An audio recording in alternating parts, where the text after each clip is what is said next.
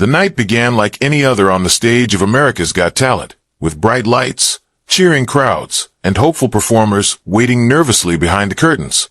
But everything changed the moment the host announced, "Please welcome 48 children from Cebu, Philippines."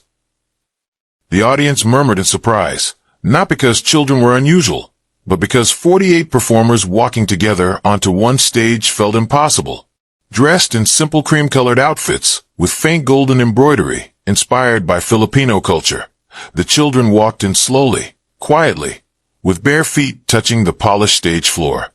They did not smile nervously like most contestants. Instead, their faces were calm, almost serious, as if they were carrying something much heavier than a performance. Simon Cowell leaned forward in his chair, his eyebrow raised, already curious. Heidi Klum whispered something to Sofia Vergara, and Howie Mandel tilted his head, wondering how such a large group could perform without chaos. The theater slowly fell quiet as the children formed a perfect symmetrical formation, not rushed, not mechanical, but graceful, like waves settling on a shore. The youngest child looked no older than 6, the oldest perhaps 14, and yet there was a strange unity between them, as if they were breathing together. When the music had not yet started and silence stretched longer than usual, the audience felt something shift. Not excitement, not humor, but anticipation. The kind of anticipation that tightens your chest without warning.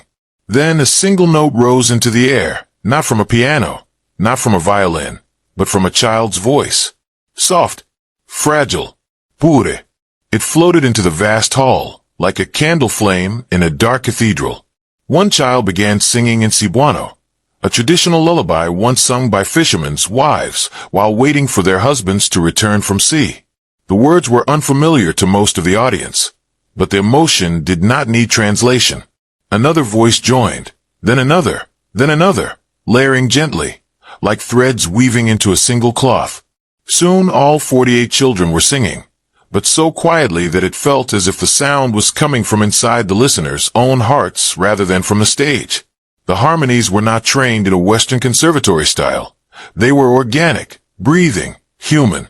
You could hear tiny imperfections, small trembles, slight cracks, and that made it more powerful. The audience did not clap. They did not whisper. They did not even move. Somewhere in the middle rows, a woman covered her mouth as tears streamed down her face, not knowing why she was crying, only that something deeply emotional was unfolding. The children stood still, hands gently touching the shoulders of the ones beside them, forming a human chain, as if reminding each other, "You are not alone." As the song continued, something extraordinary happened. The children slowly stepped forward, one by one, and began telling a story through movement. Without breaking the harmony, small groups separated and formed living images. A boat rocking in an invisible sea, a mother waving goodbye, children running through rice fields, hands reaching upward in prayer. These were not flashy dance moves, they were memories embodied. The judges watched in stunned silence. Simon Cowell, famous for his sharp critiques and impatient expressions, had gone completely still. His hands were folded, his jaw slightly tense, his eyes locked on the stage, without blinking. For the first time in years of television, he did not look like a judge. He looked like a witness. The performance was not trying to impress. It was trying to share something true. And truth, when it is honest enough, does not ask permission to be powerful. The music swelled just slightly, the harmonies growing richer, as if the children's voices were rising from the ground itself. The stage lights dimmed into warm gold, making the children glow like lanterns in the night.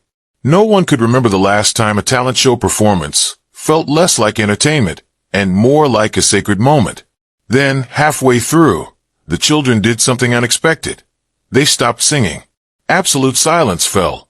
No music, no voices, no movement. Just 48 children standing together, eyes closed, hands joined.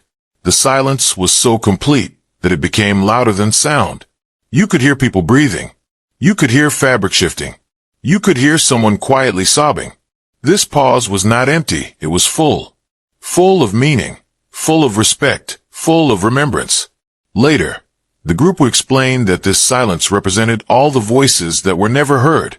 Children who never got to sing, families separated by poverty, storms, migration, and loss.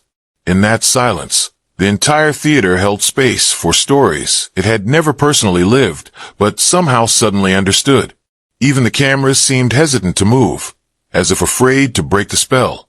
Simon slowly lifted his hand to his mouth. Sophia's eyes were wet. Howie was nodding slowly, like someone recognizing a truth he had forgotten. When the children began singing again, it was stronger now, not louder, but fuller, like a heart that has decided to keep beating even after breaking. The melody shifted from sadness into hope.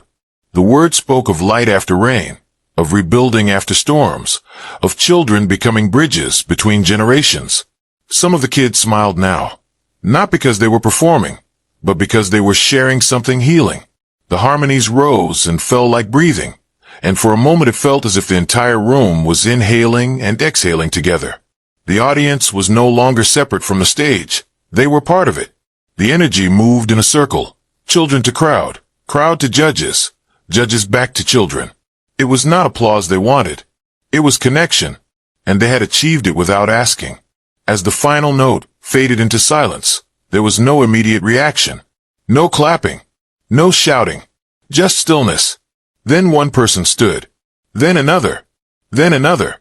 Soon the entire theater was on its feet, not cheering wildly but applauding slowly, deeply, like a ritual of gratitude. Simon Cowell stood too. He did not speak.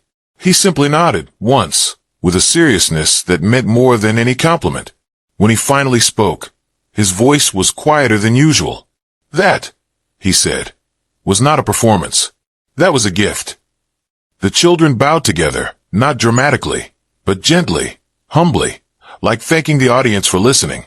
Long after the stage lights dimmed and the cameras shut off, people carried that moment with them. Not because of how impressive it was, but because of how honest it felt. In a world full of noise, these 48 children from Cebu reminded everyone that silence can speak, that softness can be strong, and that sometimes the smallest voices carry the biggest truths. Their performance did not end when they left the stage. It continued in conversations, in tears, in quiet reflections on the way home. And somewhere deep inside each listener, a small voice remained, whispering the same message those children had shared without shouting. We are connected, we matter, and even the gentlest song can change a room, a heart, or a life.